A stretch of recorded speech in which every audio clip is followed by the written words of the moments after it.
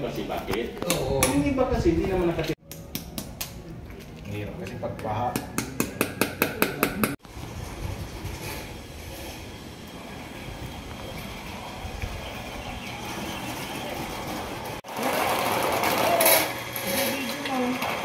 Para i-forward mo sa ano? Sa GC. Ang dami na kanina natanggal eh. Nakita naman po eh. Pinisigawan kita eh.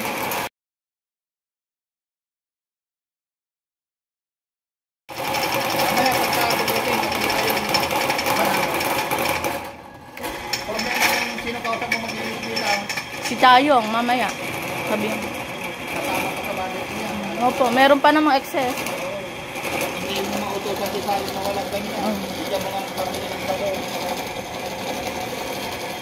Sabon chlorine. Oo. Pag may sumobra po kung anong maire-request po nila, kung gusto nila magpalinis ng ano po. Hindi ka nakakapunto. Ano ba? Wala ko sa kulay. Utang nila. Tapos mamaya titignan mo yung mga natanggal. Yung mga matanggal, tawagin kita.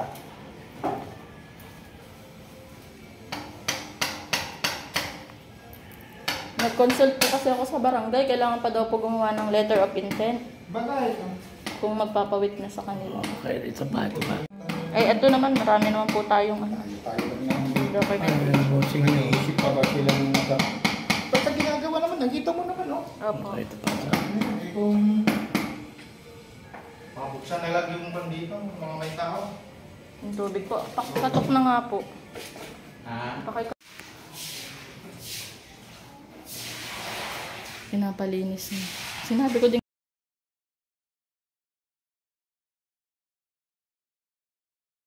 Kung ano may para ka, Pwede na ba magbuhat na tubig? sige, okay naman. Pwede na pong... Ay. Nandito kanina eh. Bakit ba? Malaman ng taong bayan. Magkano? Ayun pa si Kuya, oh. Willing siguro din yung maglinis. Magkano? Sabihin mo na. Magkano bigay? Yun daw. Magkano ang ibigay? Siya naman nagsabi. Eh, dati po, magkano ang service Si fee? Sayong ang binabayaran ko dyan. Magkano po service fee ni Ma'am Chayong? Ang binibigay ko kay Sayong, pera sabon, 500. Sige po. Sige. May listahan naman po. Papareceive ko na lang po.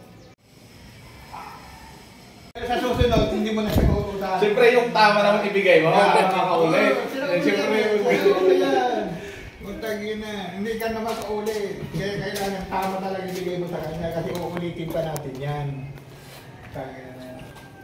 Yan tignan mo, kahit anong tawag mo sa kanya pumupunta. Pag linisan mo kayo nyo dyan, pinidaanan ako sa likod. Kaya kahit pangalawang to.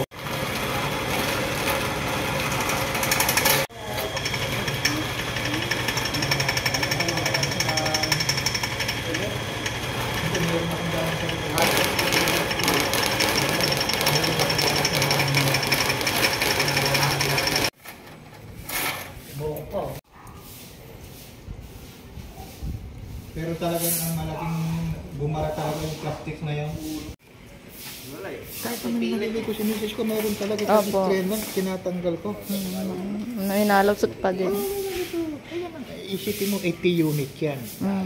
Sa araw-araw na lang maligo sa bawat isa sa atin. 2 buhok kada isang araw. Naiipon talaga. Oo, sa 6 na buwan. Sige nga. Itong mga ito, tak-tak maglang lang. Ayun na. Ha? Oo, nalaglag siguro. Oh, alika, tuloy! Magkwentuhan tayo dito! Ayan na yan, patayin mo muna. Yung naman na. Alika! Ito naman. Oh. Dami.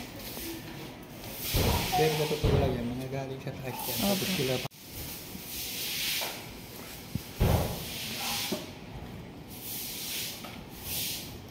Check na lahat ang pinto. Okay na doon. Lahat. Siguro. Pero sinisigurado ko, wala sa akin dyan. Kasi wala ka namang aso. Wala naman akong aso. Dapat pala yung may aso, times 2 natin. Tapos, Sigurado ko. kunwari 500 yung may Saka aso. yung akin, may salaan. Sila kasi wala, tayo lumulusot na lang. Kaya yung... Kaya nga, sino yung may aso dito? That may... Yung Sunrox, di ba bumili ka ng malaki, nasaan? O, gamitin natin dyan. Tsaka powder. Bigyan nyo ng pagbili.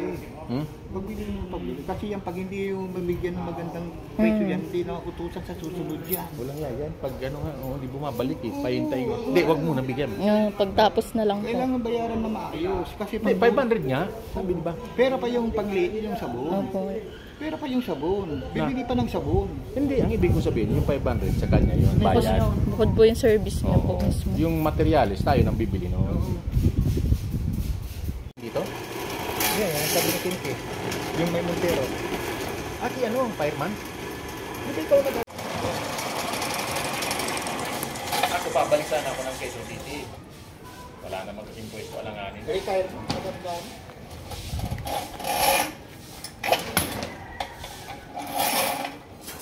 Yung naiwan, kapatid ko, yung amo niya dyan, naiwan.